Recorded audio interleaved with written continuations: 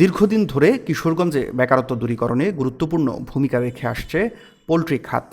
ব্যক্তি উদ্যোগে জেলায় নিবন্ধিত ও অনিবন্ধিত মিলিয়ে গড়ে উঠেছে প্রায় 5,000 পোলট্রি খামার। নানা সংকটে এরই মধ্যে বন্ধ হয়ে গেছে অনেক খামার, আর যেগুলো টিকে আছে সেগুলো এখন চরম অনিশ্চয়তার মুখে। এসব খামারের মাধ্যমে হাজারো মানুষের কর্মসংস্থান সৃষ্টি হয়েছে। একই সঙ্গে জেলার অর্থনীতিতেও গুরুত্বপূর্ণ অবদান রাখছে এ খাত। তবে বর্তমানে ডিম ও মুরগির ন্যায্য মূল্য না পাওয়ায় হতাশায় দিন কাটাচ্ছে জেলার হাজারো খামারি। তাদের দাবি, খাদ্য, ঔষধ ও অন্যান্য উৎপাদন ব্যয় আশঙ্কাজনকভাবে বেড়ে গেলেও বাজারে ডিম ও মুরগির দাম সেই অনুপাতে নেই, ফলে উৎপাদন খরচই উঠছে না।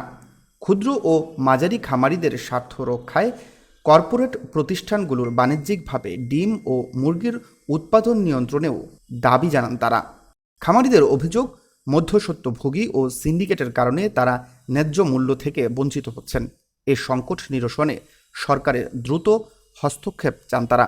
ডিমের বাজারও নাই গাইয়াও নাই গে, আমরারও ভর্তা বনে না, মাজনেরও ভর্তা বনে না। অনেক কামারিরা আছে মুরগি এই ডিমের বাজারের লাগে কামার ছাড়িয়ে দিতেছে। অনেক কামার আছে আমরা কিশোরগঞ্জ জেলার ভিতরে। এই কামারটি যদি বদ্ধ হয়ে থাকে তাহলে আমরা অনেক মানুষ বেকার আছে, এটি আবার বেকার হয়ে যাবে। ডিমের দাম কম, সিন্ডিকেটে আমরা ধ্বংস করে দিচ্ছে। এরা হইল কম দামে খামারিতে ডিম নিয়ে এরা কোলেস্টোর করে, কোলেস্টোর কইরা মূলত হইল ঢাকা তেজগাঁও সমিতি এরার লগে তারা সিন্ডিকেট, মূলত হইল সিন্ডিকেট। হইল ফিডের দাম বেশি, যে আমরা সাধারণ পোলট্রি শিল্পের উপরে তারেক জিয়া বা প্রধানমন্ত্রী সুদৃষ্টি কামনা করি। উৎপাদন ব্যয়ের তুলনায় ডিমের বাজার দর অনেক কমে যাওয়ায় চরম আর্থিক সংকটে পড়েছেন খামারিরা। ঋণের বোঝা মাথায় নিয়ে অনেকেই কোনো রকমে খামার টিকিয়ে রাখার চেষ্টা করছেন।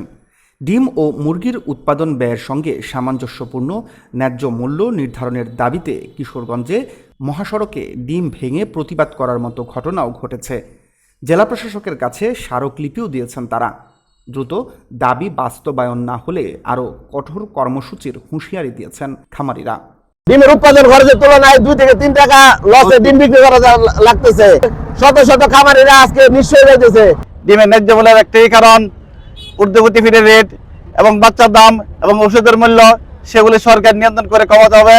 প্রধানমন্ত্রী জনাব তারেক রহমান সাহেবের কাছে উদাত্ত আহ্বান থাকবে, এদেশের 1 কোটি লোক প্রত্যক্ষ এবং পরোক্ষভাবে পোল্ট্রি শিল্পের সাথে জড়িত, ন্যায্য মূল্য পায়, এর জন্য একটি দ্রুত গতিতে একটি পদক্ষেপ নেবেন। এদিকে পোল্ট্রি শিল্পকে রক্ষা এবং খামারিদের চলমান সংকট নিরসনে প্রয়োজনীয় উদ্যোগ নেওয়ার আশ্বাস দিয়েছেন কিশোরগঞ্জ জেলা প্রাণী সম্পদ কর্মকর্তা।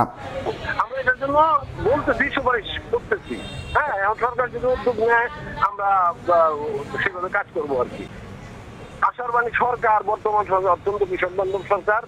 হ্যাঁ, এবং আমি মনে করি বিষয়গুলা সরকারের নজরে আসবে। হ্যাঁ, এবং সামনে হয়তো বা একটা ভালো কিছু এরকম তো আর থাকবে না, অবশ্যই এটা দেওয়া হবে। মধ্যস্বত্বভোগী ও সিন্ডিকেটের দৌরাত্ম্য বন্ধ করে প্রান্তিক খামারিদের সুরক্ষা নিশ্চিত করা এবং পোল্ট্রি শিল্পকে টিকিয়ে রাখতে সরকারের কার্যকর পদক্ষেপের অপেক্ষায় রয়েছেন সংশ্লিষ্টরা। News desk, Kishoreganj press.